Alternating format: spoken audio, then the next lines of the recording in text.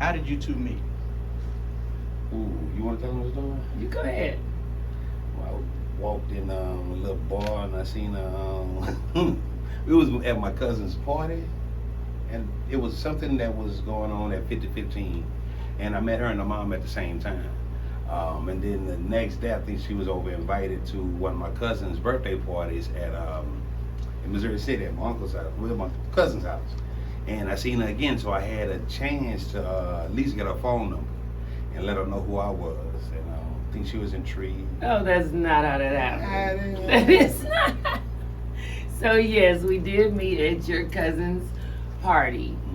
Mhm. That's the only encounter I really remember. He has a first encounter at this bar the previous night, but I take it back. The first time that we met, and her mama concurred to it too, because we was in the city at the same time, was in New Orleans, World's Fair 1982 in the French Quarters.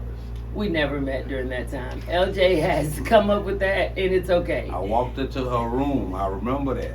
Yep, I remember walking her to her room.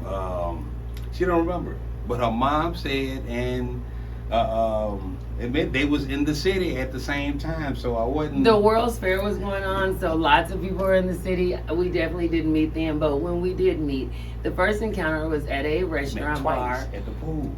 perhaps, but at a restaurant bar, and he was there with some friends. It was a girlfriend's birthday, and I didn't even double take because he had on a choker, and it was really tight. It was sexy. It was not sexy. So that was the turn off number one. And then the next day, that same friend had a gathering at her dad's house. And we met there. We saw each other again there. And I think I remember he went up to his cousin, who me and her had been friends for at least 30 years at this point. 20 years at least. He goes up to her and say, I need to, hook me up with your girlfriend. And she was like, absolutely not. Not Kim. It's not gonna work. No. Yeah. And I think he kind of harassed her a little bit throughout the party. And at some point he asked for my number. I gave him my card, and it was my business card, and that my business is Eyebrow Energy. And he was like, energy? Oh. And he harassed me ever since Yeah. that moment. So how did y'all go from these 15 different first meetings to knowing that each other was the one? How did y'all come to that? Ooh, the connection, it was easy. It was pretty easy. Communicating was easy. Loving was easy.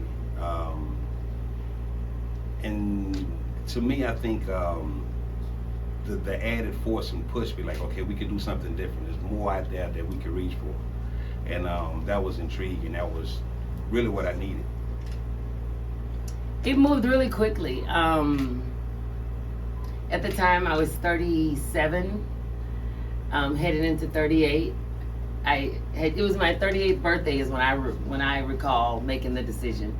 I was 38. I was still single. I didn't have any kids, and it was a moment where I said, "Do I want to be married? Do I want to have a kid?" And so the answer to that was I should try to have a kid for sure. I'd never tried. And so I couldn't deny that I had this great guy here wanting to do all of those things with me. So it was definitely a conscious decision, being as old as I was and hadn't done those things yet. And so we made a decision and moved pretty fast. Brother, what was it about your future wife that told you that's my future wife? The night that she said that we met, I got a business card.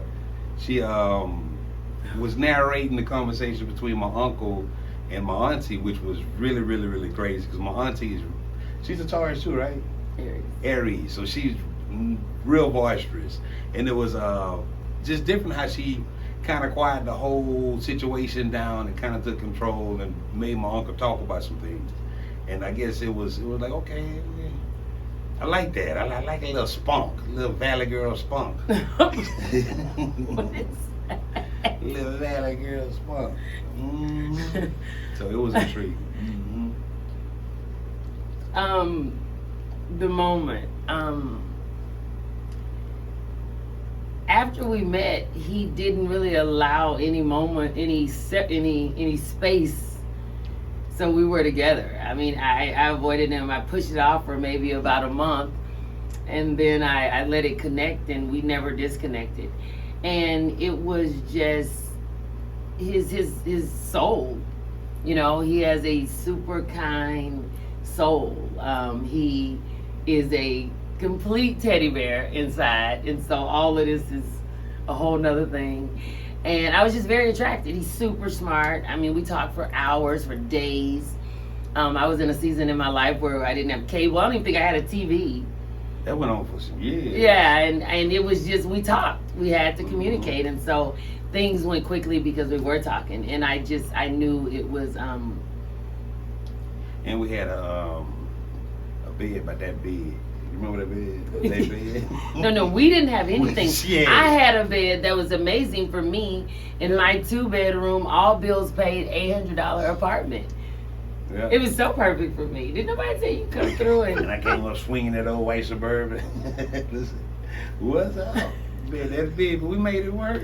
Ray was actually conceived in a twin bed. That wasn't a twin. Is it? That's smaller than a twin. I don't know. Stop. Yeah. A Day bed. semi-twin. So